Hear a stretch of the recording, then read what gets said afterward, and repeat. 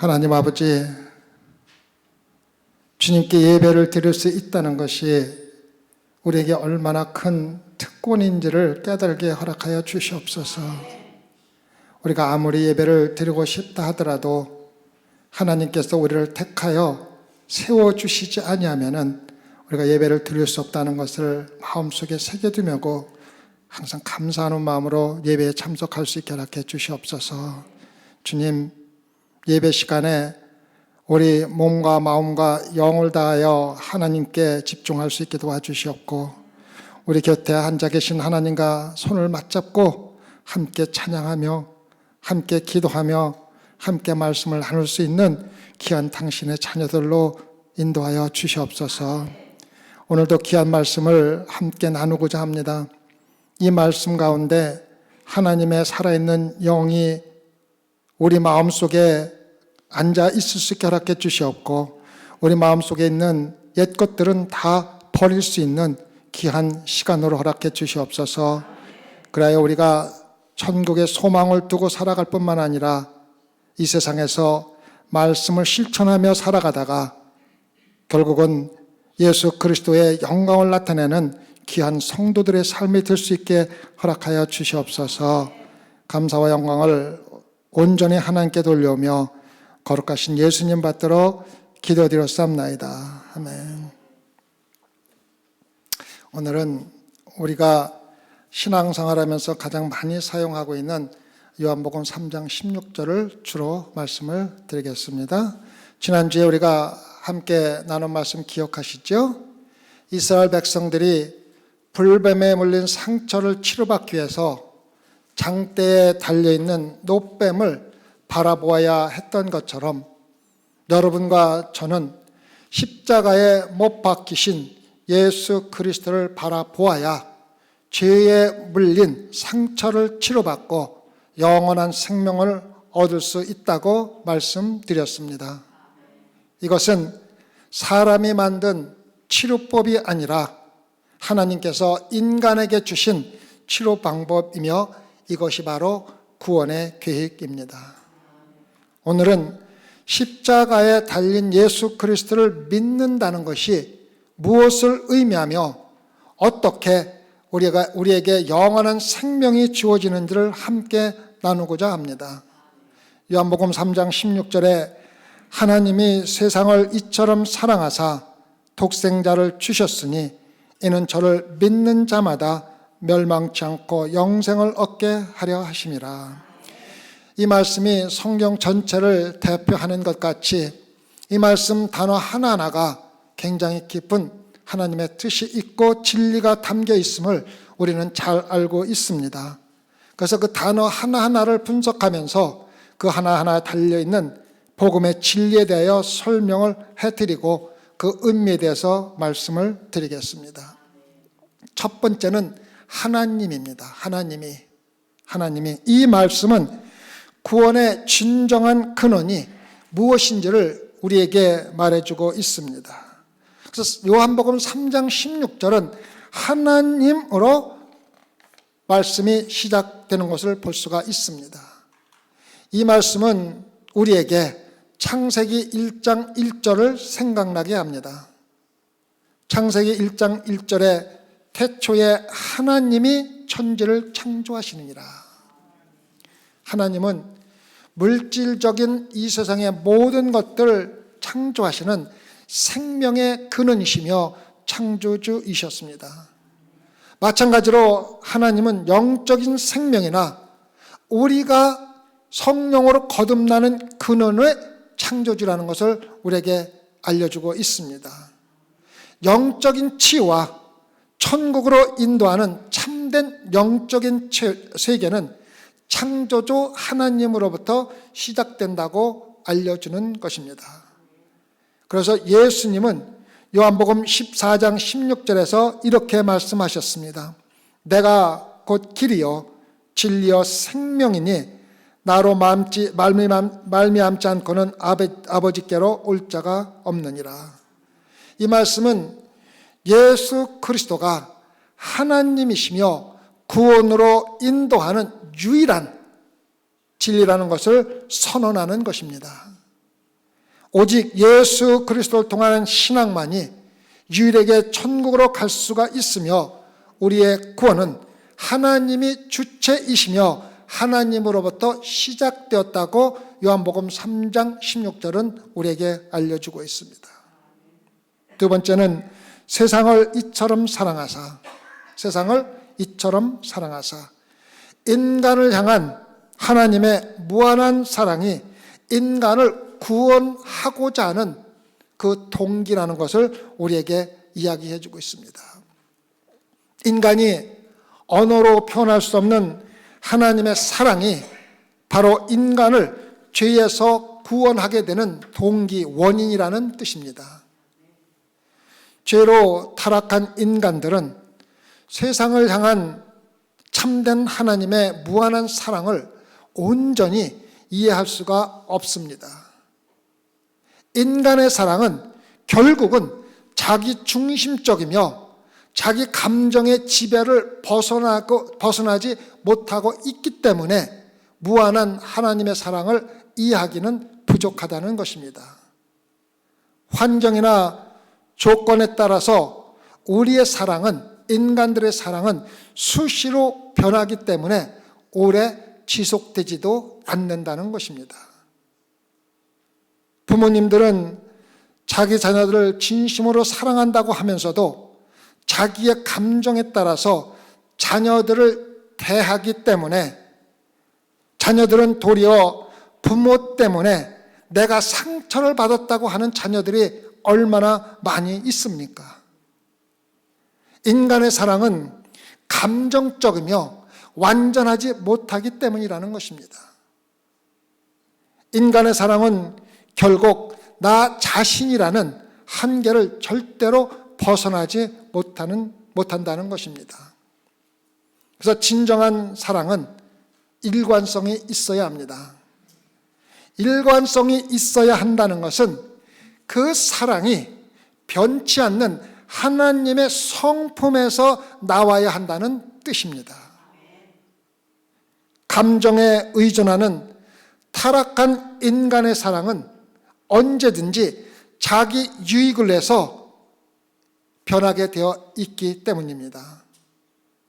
그래서 참된 사랑은 하나님으로부터 나오는 사랑만이 참된 사랑이라는 것입니다. 그리고 하나님의 사랑을 경험한 성도들에게서 참 사랑인 하나님의 사랑이 흘러나오는 것이 바로 성도들이 내 이웃을 사랑하는 사랑입니다.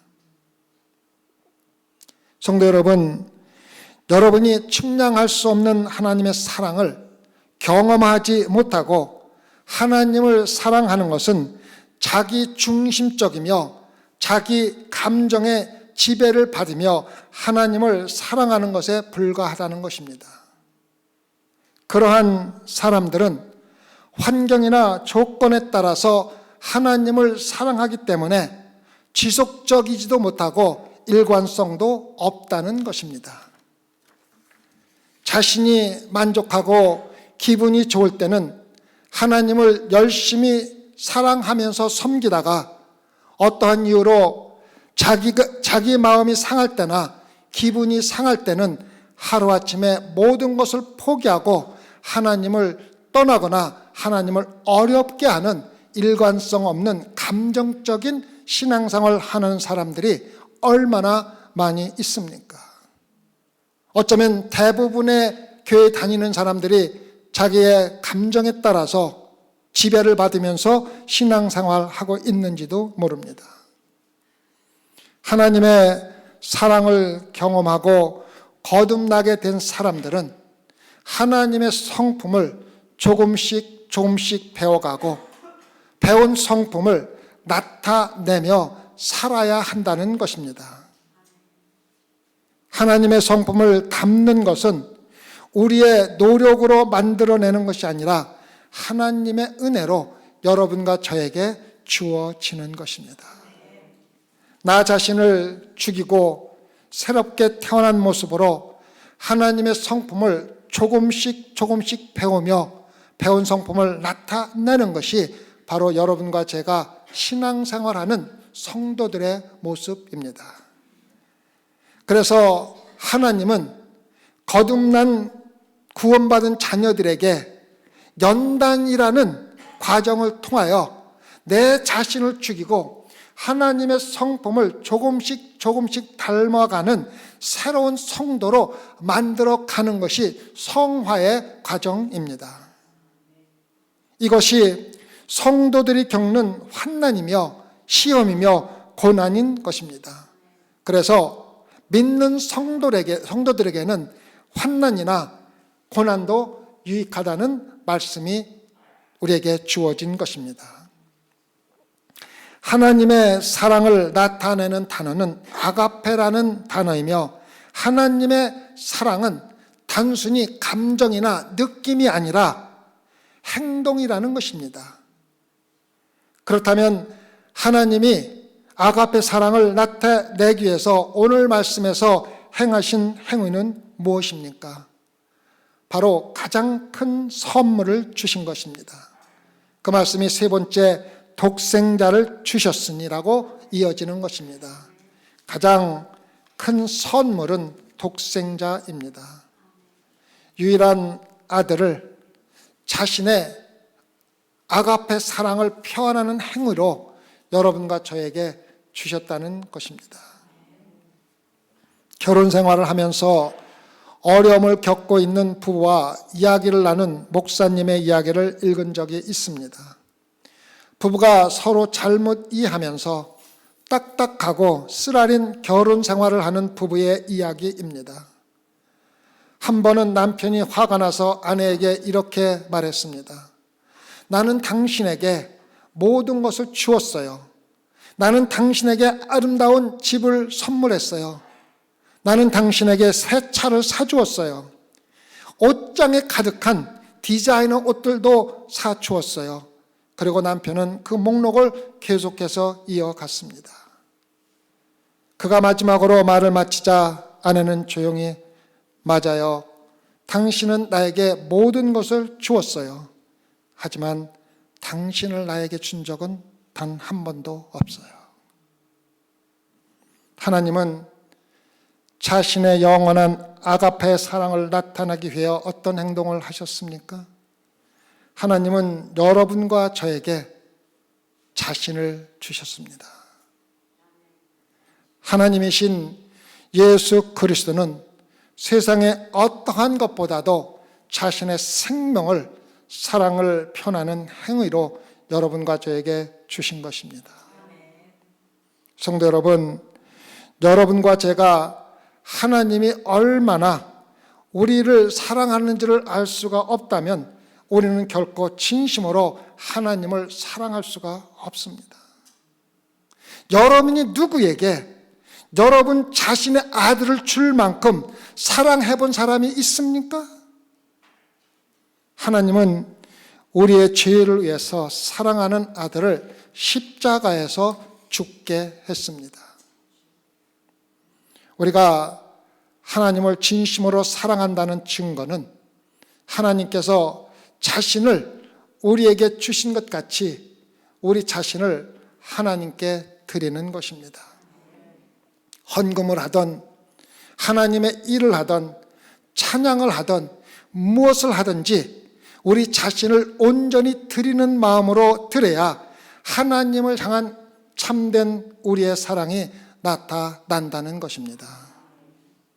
창세기 4장에서 하나님께서는 아벨의 제사는 받으시고 가인의 제사는 받으시지 않은 것을 여러분과 저는 잘 알고 있습니다.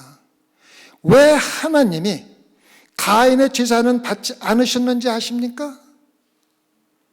가인의 제물을 받지 않으신 것이 아니라 가인 자신을 받지 않으셨다는 것입니다. 창세기 4장 5절을 보면 가인과 그 제물은 연락하지 아니하셨다고 기록되어 있습니다. 아벨은 제물과 함께 자신을 드렸지만 가인은 자신을 드리지 못하고 제물만 드렸기 때문에 하나님은 가인 자체를 받지 않으심과 동시에 제물은 자동적으로 받아들여지 못했다는 것입니다. 그래서 제가 여러분에게 간곡히 부탁드리는 것은 예배를 드리든 봉사를 하든 찬양을 하든 헌금을 하든 물질만을 드리지 마시고 내 자신을 함께 드리라는 부탁을 하는 것입니다. 네 번째, 저를 믿는 자마다, 믿는 자에게 누구에게나 값없이 주어지는 가장 간단한 초대입니다. 우리가 구원을 받기 위해서는 단순히 예수 그리스도를 믿기만 하면 된다는 것입니다. 문제는 믿는다는 것이 무엇을 의미합니까? 믿는다는 것이 도대체 무엇을 의미합니까? 존 패튼 선교사님은 뉴 헤브리더스 섬에 처음 개척 선교로 나갔습니다. 그 선교사님은 언어를 배우기 시작했고 시간이 지나면서 그들을 위해서 성경 번역을 시작했습니다. 번역을 시작하면서 그는 곧 그들의 언어에 믿음이라는 단어가 없다는 사실을 발견했습니다. 여러분이 잘 알다시피 이것은 심각한 문제였습니다. 믿음이라는 단어가 없이는 성경을 거의 번역할 수 없기 때문입니다. 어느 날 그는 원주민 한 명과 사냥을 나갔습니다. 그들은 사냥하는 동안 큰 사슴을 잡았고 다리를 묶어 장대에 달아서 함께 메고 해변 근처에 있는 선교사의 집까지 산길을 어렵고 힘들게 걸어서 내려왔습니다. 집에 도착하자마자 두 사람은 사슴을 내려놓았습니다. 원주민은 즉시 피곤한 몸을 베란다의 야외용 의자에 덜썩 주저앉으시면서 여기서 몸을 쭉 뻗고 누워서 쉬는 것이 참으로 좋다라고 외쳤습니다. 선교사님은 즉시 그 자리에서 일어나 그 구절을 기록했습니다. 그리고 신약성경의 번역에서 이것이 그가 구원하는 믿음, 신뢰 또는 믿음의 개념을 전달하는데 똑같은 문구를 사용했습니다. 그래서 3장 16장은 하나님이 세상을 이처럼 사랑하사 독생자를 주셨으니 이는 몸을 쭉 뻗고 누워서 예수님에게 맡기고 쉬는 자는 누구든지 멸망하지 않고 영생을 얻으리라. 예수님을 믿는다는 것은 자기 자신의 모든 것을 완전히 예수 그리스도께 맡기는 것을 의미한다는 것입니다. 이러한 믿음은 말하기는 쉽지만 실행하기는 대단히 어렵습니다. 우리의 교만이, 우리가 무엇인가 할 수 있다는 교만이 단순히 우리 자신을 주님의 자비에 온전히 맡기는 것보다는 자만한 내 자신이 하나님을 도와서 내 구원에 무엇인가를 하겠다고 생각하고 도움을 주려고 하고 있다는 것입니다. 예수 그리스도가 십자가에서 다 이루셨기 때문에 우리의 구원에 대해서 우리가 해야 할 일은 아무것도 없음에도 불구하고 이렇게 내가 하나님을 도와서 나를 구원하겠다고 생각하는 것은 하나님께 대한 모욕이라는 것입니다. 여러분과 저는 단순히 주님, 저는 주님께서 받아들일 만한 아무것도 갖고 있지 않지만 주님의 은혜로 저를 받아주시기를 원합니다. 간구해야 구원이 이른다는 것입니다. 부자 청년이 예수님을 찾아왔을 때 예수님께서 그에게 구원을 받으려면 전 재산을 나누어 줘야 한다고 말씀하신 것을 기억할 것입니다. 왜 그렇게 말씀하셨습니까? 구원을 받으려면 가난해야 합니까? 그것은 아닙니다. 요점은 재물이 그와 하나님 사이에 가장 큰 장애물이었다는 것입니다. 부자 청년의 경우 단순한 재물이 아니라 그 재물로 인하여 하나님과의 관계를 멀어지게 하는 원인이 되었다는 것입니다. 그래서 예수님은 이 청년에게 재물에 의존하지 말고 단순히 내 자신을 예수 그리스도에게 맡기라고 말씀하신 것입니다. 그의 믿음을 재물에 두지 말고 예수 그리스도에게 두라는 것입니다. 예수님께서는 그에게 자신이 가장 귀하게 여기는 재물까지도 버리고 하나님에게만 자신을 던져 맡기라고 말씀하신 것이며 이것이 바로 믿음입니다. 여러분들은 이러한 믿음대로 여러분의 모든 것을, 여러분의 몸을 완전히 예수 그리스도에게 던져 맡기고 있습니까? 몇 년 전 남아메리카의 대륙 북부 해안을 항해하던 배가 조난 신호를 보냈다는 것이 목격되었다고 합니다. 다른 선박에 의해서 구조를 받았을 때 배 안에 있던 선원들은 목이 말라 죽겠습니다라고 외쳐 울부짖었습니다. 그럼 물을 퍼 마시세요. 여러분은 아마존 강 입구에 있습니다라는 대답이 구조선에서 돌아왔습니다. 사방에 맑은 물이 많이 있었고 퍼서 마시기만 하는 되는 그 상황에서도 스스로가 바다에 소금물로 둘러싸여 있는 줄로 생각하여 목이 말라 죽을 지경에도 물을 마시지 못하고 있었다는 것입니다. 얼마나 많은 사람들이 자기에게 값없이 주어진 하나님의 자비에 대해서 알고 있으면서도 그 자비를 먹지 못하고 살아가고 있습니까? 세상 사람들이 예수 그리스도의 생명수가 있다는 것을 알지 못하고 멸망한다는 것은 얼마나 슬픈 일입니까? 예수님은 우리가 의심의 바다에서 방황할 때에도 주님을 찾는 자와 항상 함께하고 계십니다. 죄인인 우리들은 몸을 굽혀서 생명수를 떠서 마시기만 하면 살 수가 있다는 것입니다. 누구에게나 믿는 자는 영생을 얻는 기회를 주셨기 때문입니다. 한 목사가 점심시간에 광부들에게 구원의 기쁜 소식을 전하기 위해서 탄광으로 내려갔습니다. 광산 갱도를 들어가는 길에 현장 감독을 만나 하나님께서 사람을 구원하시는 방법에 대하여 어떻게 생각하는지 물어보았습니다. 너무 가치가 없습니다. 그렇게 아무런 대가를 치르지 않고 누구에게나 주어지는 값싼 종교는 믿을 수가 없습니다라고 그 감독은 이야기를 했습니다. 목사님은 그의 말에 즉각 대답하지 않고 탄광에서 어떻게 밖으로 나가냐고 물어보았습니다. 단순히 승강기에 들어가면 됩니다라는 말이 그 감독으로부터 돌아왔습니다. 그리고 위에까지 올라가는데 시간이 오래 걸리나요? 아닙니다. 단 몇 초면은 이 탄광에서 밖에까지 나갈 수 있습니다. 목사님은 글쎄요, 그것은 확실히 아주 쉽고 간단합니다. 하지만 올라가는데 도움이 필요하지 않습니까?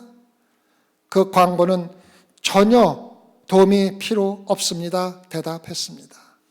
내가 말했듯이 당신은 승강기에 들어가는 것 외에는 할 일이 아무것도 없습니다라고 대답했습니다. 그런데 갱도를 파내고 이 승강기를 설치한 사람들은 어떻습니까? 거기 많은 노동력이나 비용이 들었습니까? 그 광부는 예, 그렇습니다. 그것은 힘들고 값비싼 작업이었습니다. 이 갱도의 깊이는 1000피트이고 광산 소유주들이 막대한 비용을 들여 갱도를 뚫고 이 승강기를 설치했습니다. 하지만 이 승강기는 우리의 유일한 탈출구이며 이것이 없이는 우리는 광도에서 절대로 밖으로 나갈 수가 없습니다라고 대답했습니다. 선교사님은, 목사님은 그렇습니다. 그리고 하나님의 아들을 믿는 자마다 영생을 얻는다고 하나님이 말씀하실 때 사람들을 멸망의 구덩이에서 건져내신 하나님께서 모든 일을 한 번에 이루셨다는 사실을 잊고 너무 값싸다고 말씀하고 있습니다. 우리는 값없이 구원을 받았지만 하나님은 엄청난 대가를 치르셨고 그 대가는 자신의 독생자의 죽음이었습니다라고 이야기를 했습니다. 성도 여러분, 우리는 단순히 예수 그리스도를 믿으면 영원한 생명을 얻지만 우리에게 영원한 생명을 주기 위해서 예수님은 십자가에서 마지막 피 한 방울까지도 다 흘려 십자가에서 돌아가시는 대가를 치르신 것을 잊어서는 안 됩니다. 예수 그리스도가 이미 지불하셨기 때문에 우리에게는 값없이 주어진 것이지 구원 그 자체가 값싼 것은 아니라는 것을 알고 신앙생활하면서 감사하라는 뜻입니다. 다섯째, 멸망치 않고 영원한 탈출입니다. 멸망은 영원한 파괴가 아니라 지옥의 고통 속에서 영원히 하나님과 분리되는 것을 이야기합니다.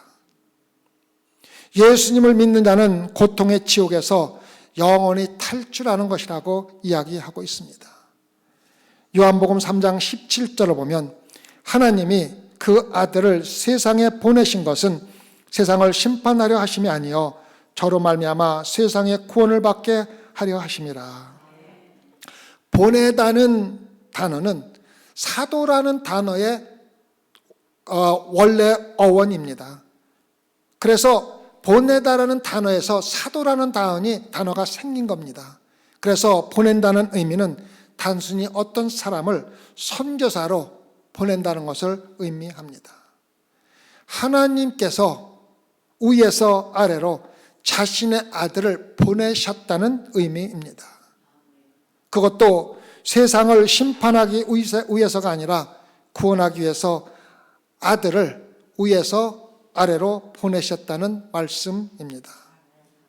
이 땅에 있는 모든 종교가 신이 먼저 인간을 찾아온 종교는 단 하나도 없습니다.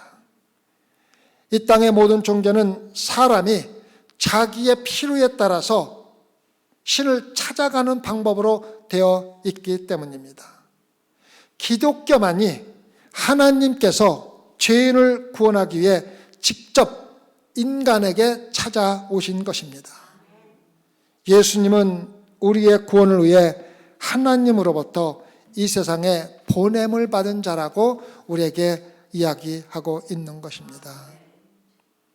하나님께서 자신의 아들을 흔쾌히 내주지 않았다면 여러분과 저는 모두 지옥에서 영원히 고통을 받을 자들입니다.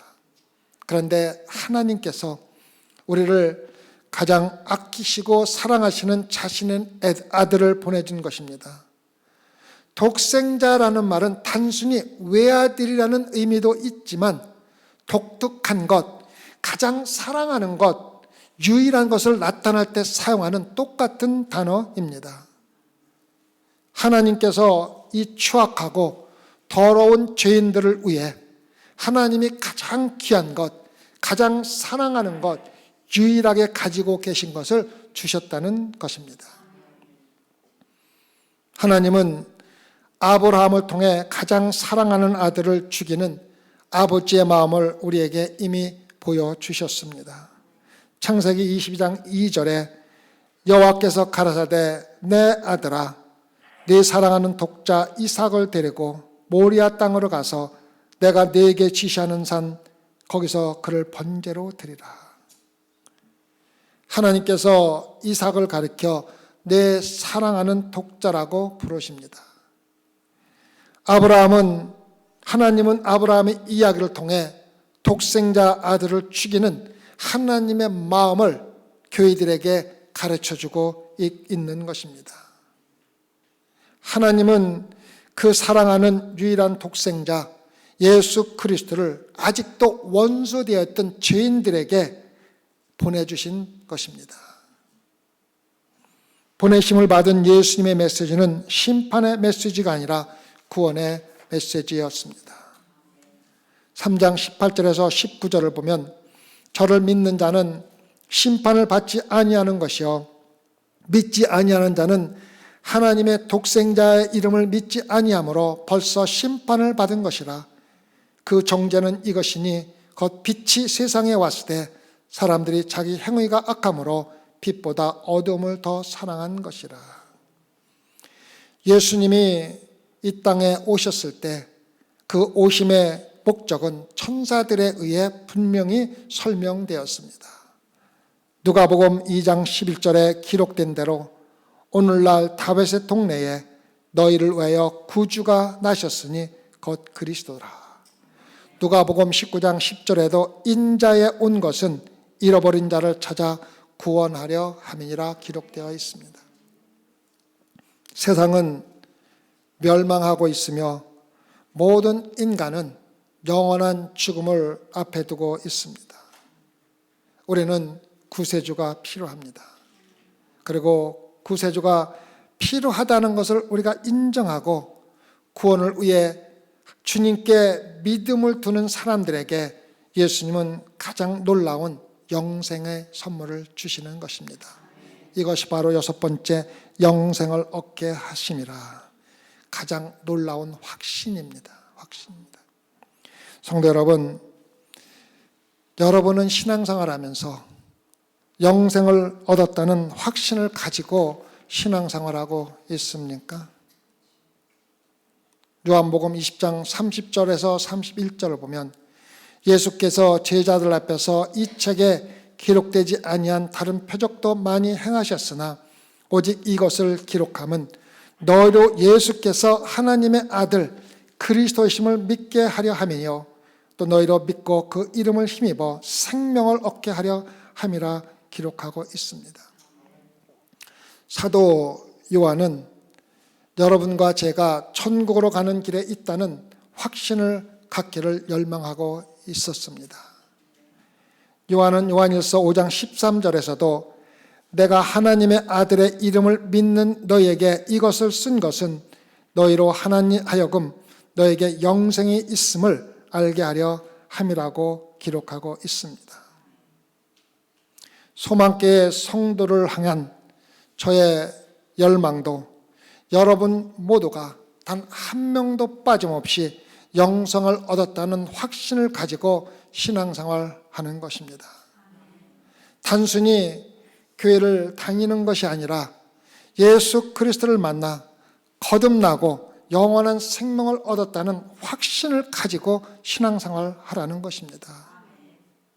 자신이 영생을 가지고 있다는 사실을 알고 신앙생활하는 것과 그것을 알지 못하고 신앙생활하는 것은 전혀 다르다는 것입니다. 소망교회 성도 여러분, 여러분 각자는 어떻습니까? 그리스도를 영접했습니까? 구원은 값없이 주어지지만 아직까지도 여러분들은 그것을 간구해야 합니다. 진실되게 구원을 간구하신 적이 있습니까? 영원한 생명을 가지고 있다는 확신이 여러분 안에 분명히 있습니까? 영생에 대한 확신이 여러분의 삶에 어떠한 영향을 주고 있는지 생각해 보았습니까? 영생에 합당한 삶을 사며 신앙생활을 하고 있습니까? 여러분 자신이 변화된 삶으로 여러분이 영생을 가지고 있다는 것을 증명하면서 신앙생활하고 있습니까? 기도하십시다. 주님, 이 시간 우리가 우리 자신을 되돌아보는 시간을 가질 수 있게 허락해 주시옵소서. 우리가 주일을 맞이하여 습관적으로 교회에 나오고 있지는 않은지, 내가 정말 예수 그리스도의 사랑을 알고 우리를 위해서 십자가에 돌아가신 예수 그리스도를 영접하여 거듭나서 구원의 확신을 가지고 신앙생활하고 있는지 다시 한번 우리 자신을 되돌아보는 시간 될 수 있게 허락해 주시옵소서. 만약 소망교회 성도들 가운데 단 한 명이라도 아직도 영원한 생명을 가진 확신이 없다면 이 시간 예수 그리스도를 영접하는 은혜를 허락하여 주시옵소서. 또한 마음속에 영생의 확신을 가진 모든 성도들은 영생에 합당한 삶을 삶으로써 하나님께 영광되는 성도들의 삶으로 성화될 수 있게 축복하여 주시옵소서. 감사하며 예수님 받들어 기도드렸사옵나이다. 아멘.